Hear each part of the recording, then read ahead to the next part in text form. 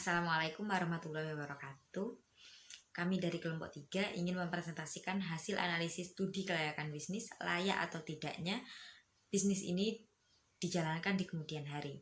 Di sini kami terdiri dari 5 anggota, yaitu yang pertama saya sendiri, Silma Zuratunisa dengan NIM 17610067. Yang kedua ada Febi Rozin dengan NIM 17610037. Yang ketiga ada Devi Eka Ratnasari dengan NIM 17610043. Keempat ada Feriska Aprilia dengan NIM 17610054 dan yang terakhir Ulfatus Syadia dengan NIM 17610071. Video ini dibuat untuk memenuhi tugas studi kelayakan bisnis yang diampu oleh dosen Bapak Supriyono SEMM. Saat ini perkembangan fashion anak muda sudah sangat tinggi. Banyak anak muda yang ingin terlihat trendy dan tak kalah dengan yang lainnya. Maka kami berencana untuk mendirikan suatu usaha, yaitu kaos dan sweater custom, dan tentunya dengan harga yang mudah dijangkau oleh remaja. Kami akan meninjau beberapa aspek studi kelayakan bisnis yang ada pada usaha kami. Yang pertama yaitu aspek hukum. Hukum bisnis merupakan keseluruhan dari peraturan-peraturan hukum, baik yang tertulis maupun tidak tertulis, yang mengatur hak dan kewajiban yang timbul dari perjanjian-perjanjian maupun perikatan yang terjadi dalam suatu praktek bisnis. Di dalam usaha kaos dan sweater custom ini, di dalam aspek hukumnya, melibatkan perjanjian-perjanjian dalam mendirikan usaha tersebut dengan membuat siup sebagai bukti agar usaha tersebut dapat diterima. Selanjutnya yaitu aspek pasar dan pemasaran. Yang pertama, bentuk pasar.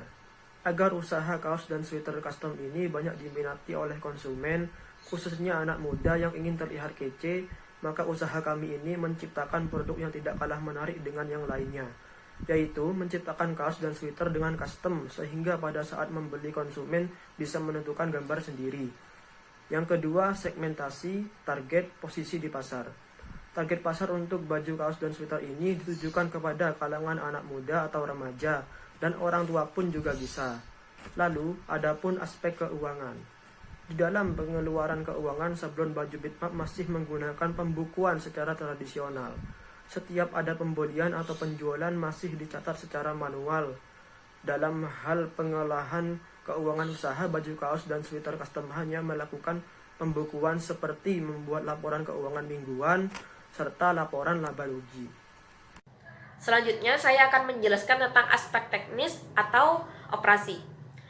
Strategi produksi yang dilakukan oleh usaha kaos dan sweater custom dapat dilihat dari produk yang dihasilkan. Dalam proses produksi, usaha kaos dan sweater custom melakukan secara maksimal agar mendapatkan hasil yang berkualitas. Kegiatan produksi tidak hanya berorientasi pada produk yang dihasilkan saja, tetapi bagaimana cara menjaga bahan baku agar produksi tetap berjalan. Persediaan yang berlebihan akan menimbulkan biaya penyimpanan yang besar.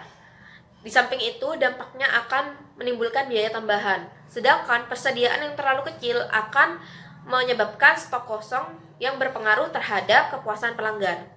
Lalu selanjutnya ada aspek manajemen dan organisasi. Yang pertama, perencanaan kegiatan, waktu, sumber daya manusia, dan keuangan. Yang kedua ada pengorganisasian termasuk struktur dan bentuk organisasi. Yang ketiga ada sistem pengendalian yang efektif. Selanjutnya di sini ada aspek ekonomi.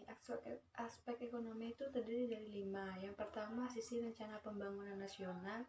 Kedua, sisi distribusi nilai tambah. Ketiga, sisi nilai investasi per tanggal kerja.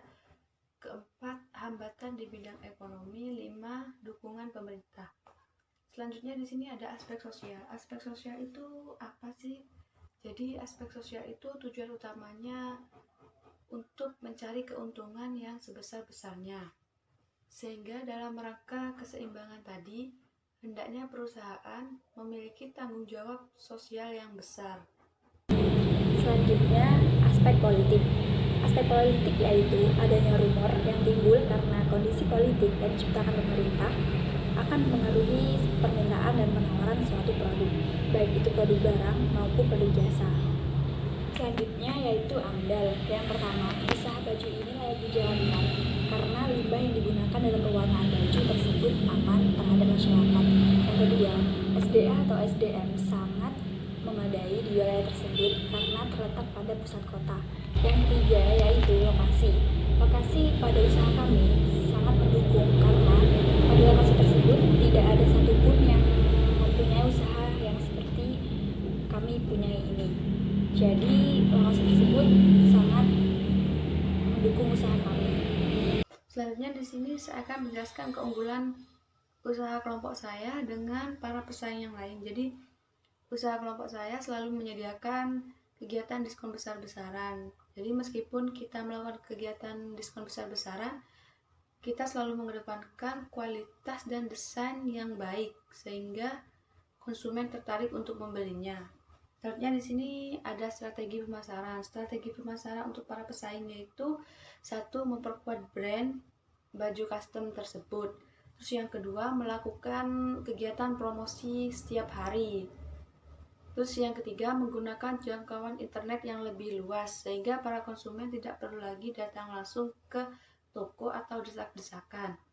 Terus pada saat menghadapi pandemi COVID-19 ini, kami selalu mengusahakan membuat profil icon di YouTube semenarik mungkin. Jadi pada saat kita mempromosi, kita itu selalu membuat channel YouTube yang lebih menarik untuk mempromosikan produk kami.